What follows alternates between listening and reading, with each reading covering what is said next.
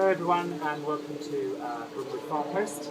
I'm here in the veggie bed, and I think one of the hardest things I find with growing veggies is planning and sowing successionally.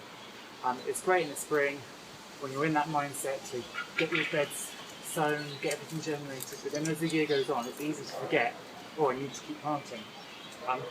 So today what I'm going to be doing is I'm taking up these beets. I'm going to be pickling them. I will put a nice little link to the pickling recipe I'm going to be using. And then it's still a good time in the middle of winter, in the middle of summer, to be planting lettuces. And actually, if you put them in July and August, you can make sure they don't bolt. If you put them in earlier in the year, May and June, it dries out really quickly. It's really hot. It encourages the plants to seed.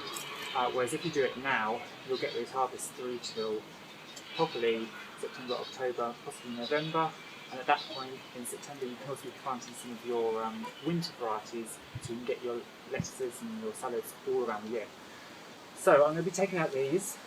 They've not been that great, but I have developed a good taste of beet.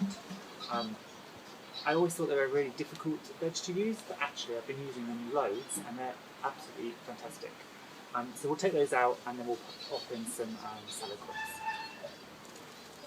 So I don't know about you, but my beets have been really leggy this year. I started off loads in seed trays and they were really leggy, and I mean look at that, terrible, and that's where it's gone leggy. But I've direct seeded some as well and they weren't any better, to be honest.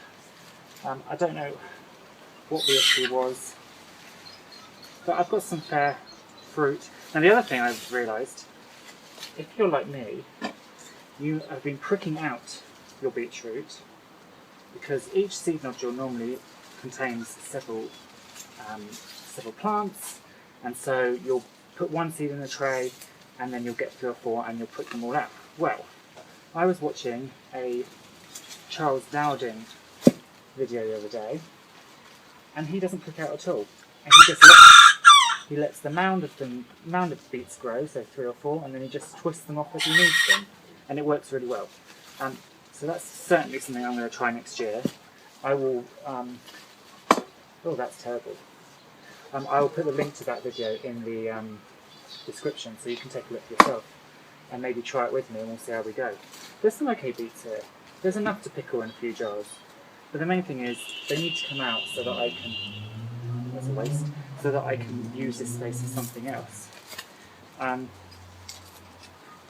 Most of the leaves of these beetroot are going to go to the chickens, but I'll use probably some of these little fresher ones.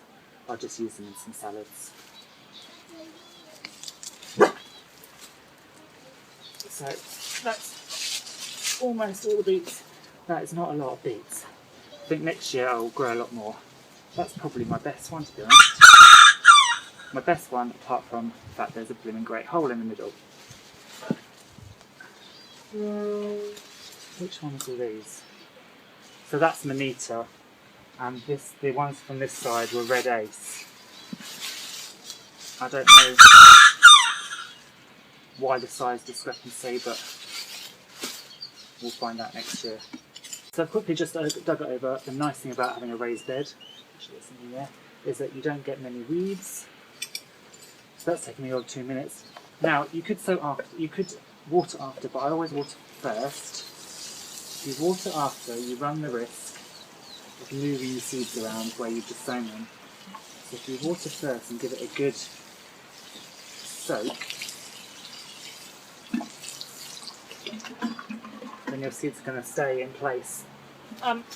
Now why that just soaks in? So I've got one of my gourds here. I'm not going to allow it to grow over here because I've got a couple more lettuce rows in here and to the other side of it as well. They haven't started coming up yet. But what I'll do is I'll train this over the edge of the bed, so the growing root can be here, but all the fruit can be in the middle of the bed. And I've got this lettuce salad bowl bread. It can go in between March and August, which is perfect, and then you'll get harvest up to October, although it's probably a bit warmer over here, so we'll probably get harvest into November, I would think. And then I can start putting in my winter lettuces. So I tend to do rows this way, because that way I can fit them right along the edges of the bed.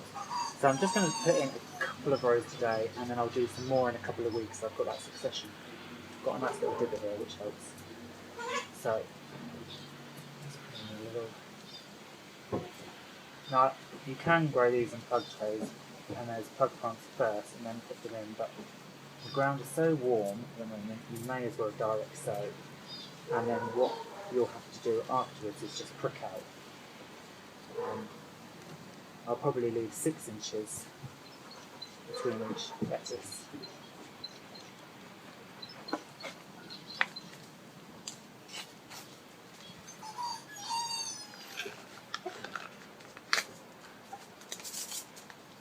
Now these seeds are going to be tiny, seeing as there's an average of 1,250 seeds in this packet. I don't think we're going to be needing all of those.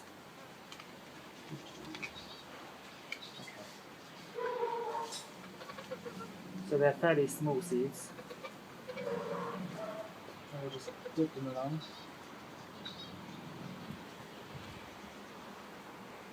I try and do it as sparingly as possible because I don't want to have to waste seedlings by trying to put them all out.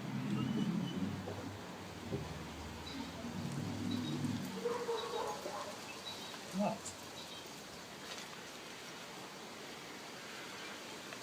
And that is it. They should pop up within a week, and then in a couple of weeks I can start putting in my next set. Well, it's not the biggest crop I've ever seen, but certainly next year if I don't prick out and I get 3 or 4 beets per sowing, I'll have a lot more. In the meantime, I'll keep sowing successionally a couple of rows every probably 3 weeks, and then the first row should come up in 7 days, I would think. So if you want to see how this all progresses, just click the subscribe button, and then hopefully this bed will now be transformed into my new salad bed, and I'm going to go and have to cook all of these so I can start pickling. I'll see you next time.